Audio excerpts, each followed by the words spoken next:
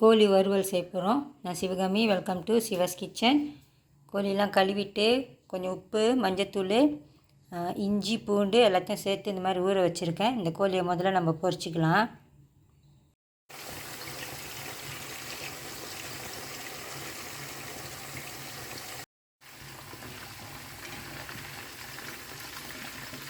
நான் இதை ரொம்ப மொறுன்னு பொரிக்கலை, ஓரளவுக்கு தான் பொரிச்சிருக்கேன். நான் எப்பயுமே கோழி வாங்கினேன்னா முடிஞ்ச அளவுக்கு அந்த தோலெலாம் எடுத்துடுவேன். உங்களுக்கு பிடிக்கும்னா நீங்கள் சேர்த்துக்கோங்க. அதே மாதிரி எல்லாத்தையும் பொரித்து எடுத்துக்கலாம். கோழி பொரிச்சாச்சு. நான் அதே சட்டி தான் எடுத்திருக்கேன். அதில் உள்ள அந்த இஞ்சி பூண்டு எல்லாம் கொஞ்சம் ஒட்டிகிட்டு இருக்கு பாருங்கள். அது நல்லா தான் இருக்கும். கொஞ்சம் ஸ்பைசஸ்லாம் போட்டுக்கலாம். நான் கொஞ்சம் எண்ணெய் வெளியாக்கிட்டேன். சோம்பு, இது பெருஞ்சீரகம்,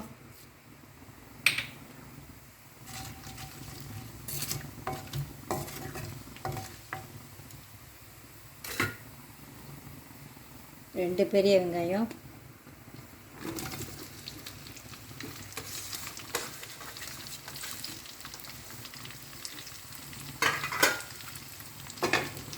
காஞ்ச மிளகா, உரப்பு மிளகாவும் உரைக்காத மிளகாவும் சேர்த்து எடுத்துருக்கேன்.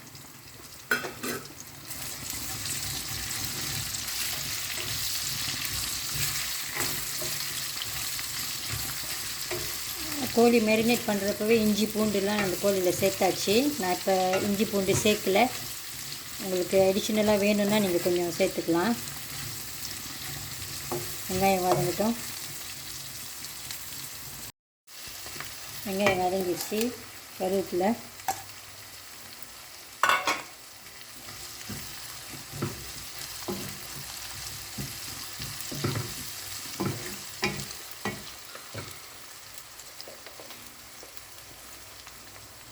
நான் வெறும் மிளகாத்தூள் ஒண்டி தான் எடுத்திருக்கேன்.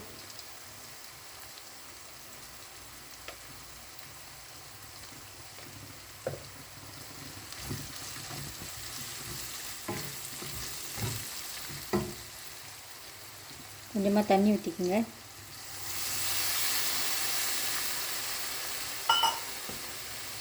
கோழியில் உப்பு போட்டிருக்கு. இப்போ உப்பு கொஞ்சமாக சேர்த்துக்கலாம். சிக்கன் ஸ்டாக் வச்சுருந்திங்கன்னா அதை கொஞ்சம் போட்டுக்கலாம். வீட்டில் சிக்கன் ஸ்டாக் இல்லை, மஷ்ரூம் ஸ்டாக் தான் இருக்குது. அதை கொஞ்சம் சேர்த்துக்கிறேன். Extra flavour.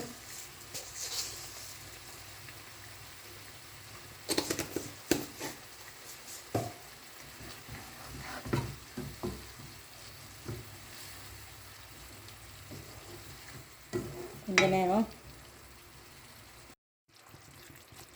கொஞ்சம் சேர்த்துக்கலாம்.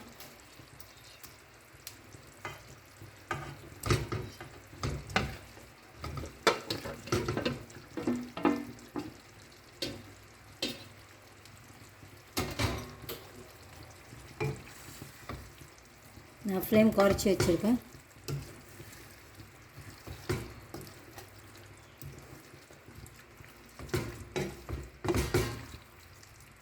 இது ஒரு 5 நிமிஷம் ஸ்மால் ஃப்ளேமில் இப்படியே விட்டுருங்க. கோழி வந்து முக்கால்வாசி தான் வேக வச்சோம். இப்போ முழுசாக வந்துட்டோம். இப்படி இருக்கட்டும்.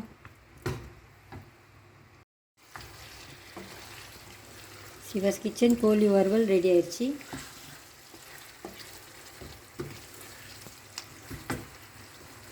கடைசியாக கொஞ்சம் பிளாக் பெப்பர்,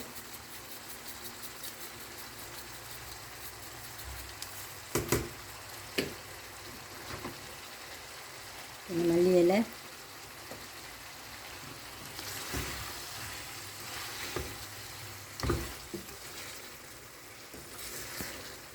இந்த வீடியோ உங்களுக்கு பிடிச்சிருந்துச்சின்னா லைக் பண்ணிவிட்டு ஷேர் பண்ணிவிட்டு சிவாஸ் கிச்சன் சேனலுக்கு சப்ஸ்கிரைப் பண்ணிக்கோங்க.